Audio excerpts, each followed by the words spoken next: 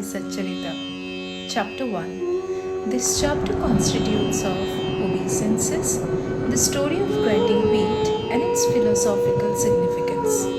According to the ancient and revered custom, Hemant begins the work Shri Satcharitra with various salutations. First, he makes obeisance to the god Ganesh to remove all obstacles and make the work a success, and says that Shri Sai is God Ganesh himself. Then to goddess Saraswati to inspire him to write the work, and says that Shri Sai is one with this goddess and that he is himself singing his own life. Then to the gods Brahma, Vishnu and Shankar, the creating, preserving and destroying deities respectively, and says that Sainath is one with them, and he, the great teacher, will carry us across the river of worldly existence.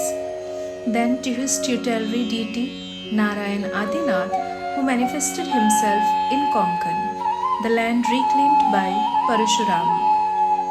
Ram in Hindi version from the sea, and to the Adi, original Purush of the family. Then to Bharadwaj Muni, into whose Gotra, clan he was born, and also to various rishis, Yajnavalkya, Bhrugu, Parashar, Narad, Vedavyas, Sanak, Sanandan, Sanat Kumar, Shuka, Shaunak, Vishwamitra, Vashishta, Valmiki, Vamadev, Jaimini, Vishyampayan, Navayogendra, and also modern saints such as Nivrutti, Dhyandev, Sopan, Muktabai, Janardhan, Eknath, Namdev, Tukaram, Kanha, and Narahari, etc. Then to his grandfather Sadashiv, Father Raghunath, his mother, who left him in his infancy, to his fraternal aunt who brought him up, and to his loving elder brother. Then to the readers, and praise to them to give their whole and undivided attention to this work.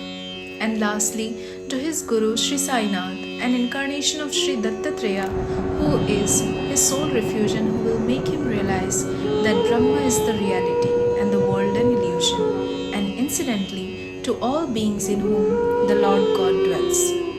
After describing in brief the various modes of devotion according to Parashar, Vyasa and Chandalya, the author goes on to relate the following story. It was some time after 1910 that I went one fine morning to the masjid in Shri to have darshan of Sai Baba. I was wonder-struck to see the following phenomenon. After washing his mouth and face, Sai Baba began to make preparations for grinding wheat. He spread a sack on the floor and thereon set a hand mill. He took some quantity of wheat in a winnowing fan, and then drawing up the sleeves of his kafni and taking hold of the bag of the hand mill, started grinding the wheat.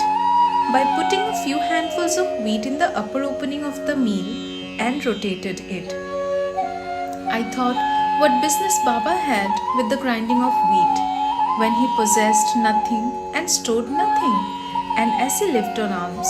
Some people who had come there thought likewise, but none had the courage to ask Baba what he was doing. Immediately this news of Baba grinding wheat spread into the village, and at once men and women ran to the masjid and flocked there to see Baba's act.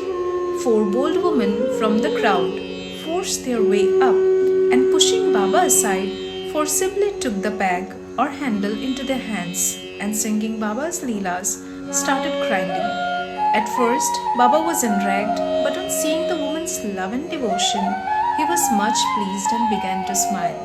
While they were grinding, they began to think that Baba had no house, no property, no children, none to look after, and he lived on alms, and therefore he did not require any wheat flour for making bread or roti.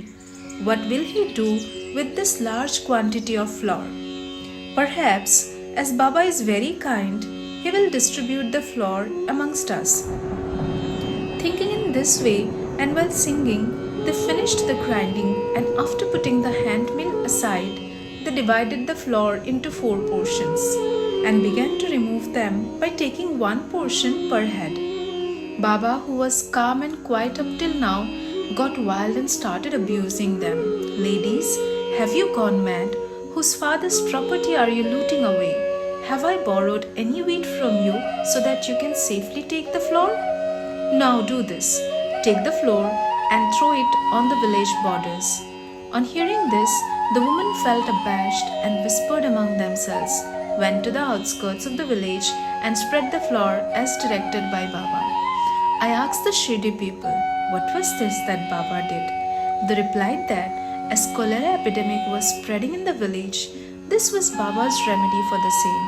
It was not wheat that was ground, but cholera itself was ground to pieces and pushed out of the village. From this time onward, the cholera epidemic subsided, and the people of the village were happy, as I was much pleased to know all this. But at the same time, my curiosity was also aroused. I began to ask myself, what earthly connection was there between wheat flour and cholera? What was the causal relation between the two, and how to reconcile them? The incident seems to be inexplicable. I should write something on this and sing to my heart's content Baba's sweet Leelas. Thinking in this way about this Leela, my heart was filled with joy, and I was thus inspired to write Baba's life, the Saisatcharitra. And as we now, with Baba's grace and blessings, know, this work was successfully accomplished.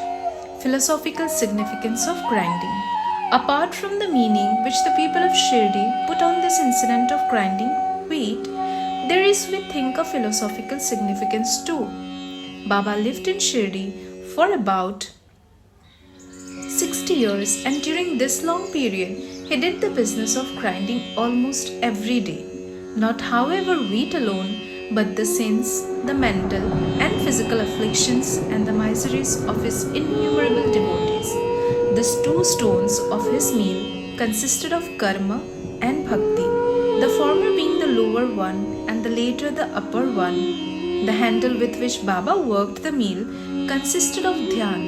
It was the firm conviction of Baba that knowledge or self-realization is not possible unless there is the prior act of grinding of all our impulses, desires, sins, and of three gunas, that is, satta, rajas, and tamas, and the ahankar, which is so subtle and therefore so difficult to get rid of.